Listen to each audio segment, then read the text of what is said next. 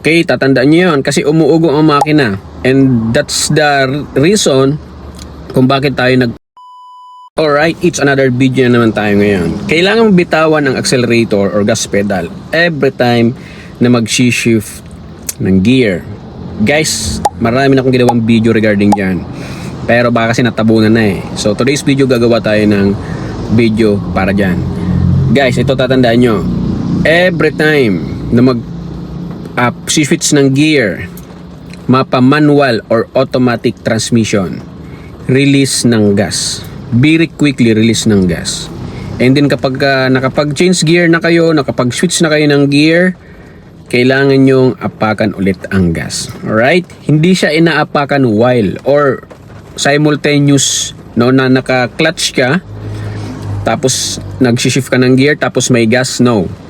Laging nauuna ang pag-shift ng gear, then after shifting ng gear at mabitawan ng clutch, or makapag-shift ka ng gear or kung automatic man yan, kailangan hindi nakagas. Okay? Kailan magagas? After ng shifting ng gear.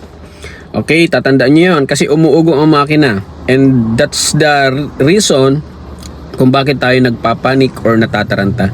Kasi pagtapak natin ng gas, uugong ng malakas yung makina. Okay? So, bibigyan ko kayo ng practice. Ito gawin yung practice kung naka-manual transmission kayo guys. No? Ayan. Gawin nyo to ng at least 10 times or more para masanay kayo. Okay? So, ganito ang execution, ganito ang procedure guys. So, kung kayo ay naka first gear, so lagay natin ang first gear, no? Yan. First gear. So, ganito exercise na gagawin nyo ha. Okay, so bitaw ng brake. Yan, then kailangan borma na sa gas, then release ng clutch ng gradual. Okay. So, kapag tumatakbo na yung kotse nyo, nakagas kayo, ayan, nagagas kayo. Ayan, ito yung gas pedal na lang, nakakaputal. Okay. Basta yun na yan. Nagagas. Tandaan nyo ang pasunod-sunod ha. So, pagka na-reach na yung timing, pwede na kayo mag-shift. Bitaw ng gas, clutch down, then shift ng gear, second, then bitaw ng clutch ng gradual, then gas. Okay, mag-third gear tayo, nagagas tayo. Pag reach na yung timing, bitaw ng gas, clutch down, then shift ng 3. Yan, same method, ganun din, gradual lang bitaw, tapos gas. Halimbawa, sabihin natin mag-shift kayo ng 4, ganun din. Gas ulit, timing ulit, gas, then bitaw nung gas, then clutch down, then shift ng 4.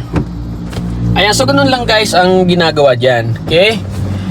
So kailangan, every time na magpapalit ng gear, hindi nakatapak sa gas pedal.